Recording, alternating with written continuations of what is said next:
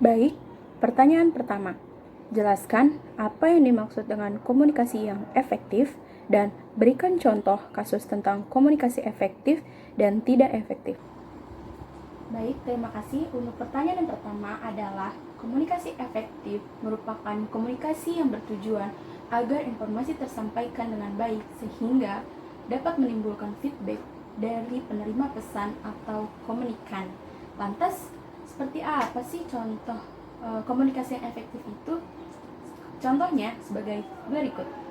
Contoh komunikasi yang efektif adalah misalnya pada suatu ketika ada seorang pemimpin rapat yang menghadiri sebuah rapat di mana ia akan menyampaikan rules dari rapat kali ini, sehingga ia harus menyampaikan rules ini kepada peserta rapat dan ia memasuki ruangan rapat sambil membacakan rules dan memastikan bahwa peserta rapat memahaminya, sehingga peserta rapat akan menanggapi dari pertanyaan yang akan disampaikan oleh pemimpin rapat. Baik, saya adalah pemimpin rapat kali ini. Jadi bagi hadirin atau peserta rapat yang akan bertanya kepada pemateri atau kepada saya, harap mengacungkan tangan, menyebutkan asal institusi, dan berikan pertanyaannya. Ini rapat nih, aku harus nyiapin materinya.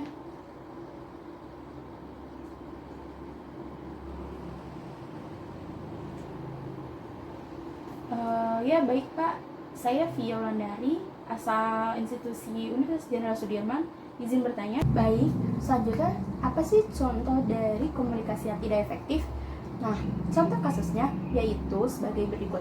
Pada suatu ketika ada kakak dan adik di mana kakaknya ini ingin sekali menceritakan pengalaman yang ia miliki saat ia di pasar tadi pagi, di mana ia melihat ada suatu kerumunan orang di salah satu toko baju atau pakaian yang sedang memberi diskon besar-besaran. Nah, kakaknya ini sangat antusias akan membeli barang-barang yang ada di toko tersebut. Nah, saat ia tiba di rumah, ia ingin sekali menceritakan hal tersebut kepada adiknya. Akan tetapi di situasi ini adiknya sedang menonton drama Korea, sehingga adiknya ini memiliki emosional atau perasaan yang hanyut dalam film tersebut.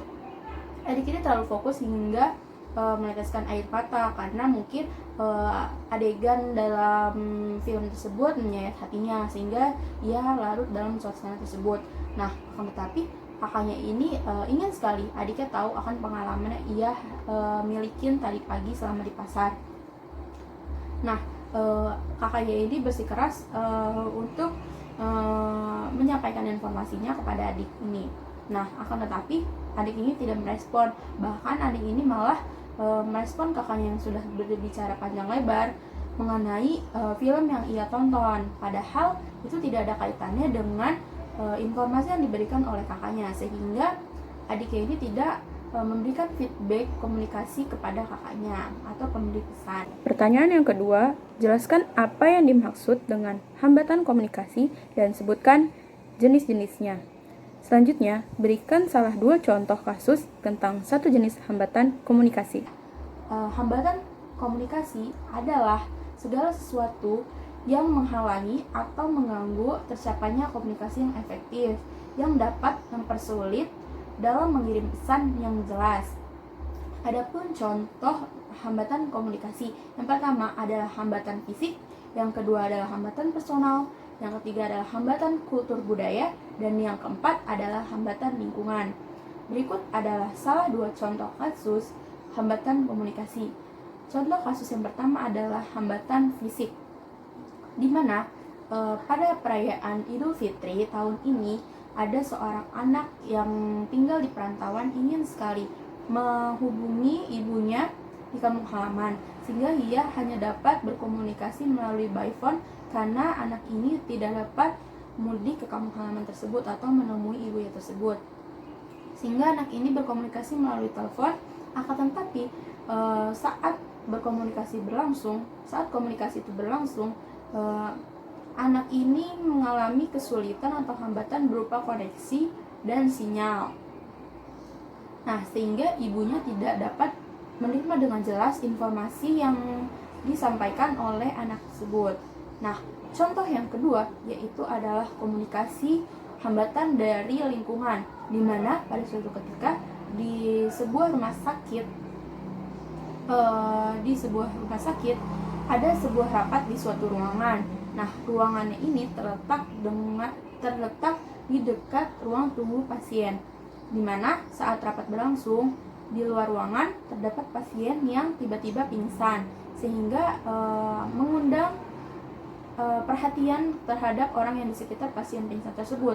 Nah, hal ini akan menciptakan suatu kegaduhan di mana gerak sepatu dan perkataan-perkataan minta tolong akan mengganggu dari berjalannya rapat yang kebetulan ruangannya dekat dengan pasien pingsan tersebut. Nah, mungkin itu salah dua contoh dari hambatan komunikasi. Pertanyaan terakhir, dalam memilih pelamar, perusahaan tentu saja menginginkan pelamar yang memiliki kepribadian unggul. Jelaskan apa saja kepribadian unggul tersebut, dan jelaskan satu poin utama yang Anda merasa miliki.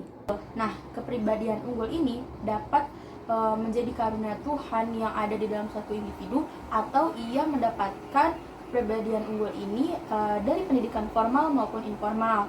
Nah, kepribadian unggul itu antara lain memiliki attitude yang baik, sikap tanggung jawab, jujur, cekatan, sikap tanggap, berkomitmen, tanggung jawab, leadership yang baik, mampu bekerja sama dalam tim, mampu menempatkan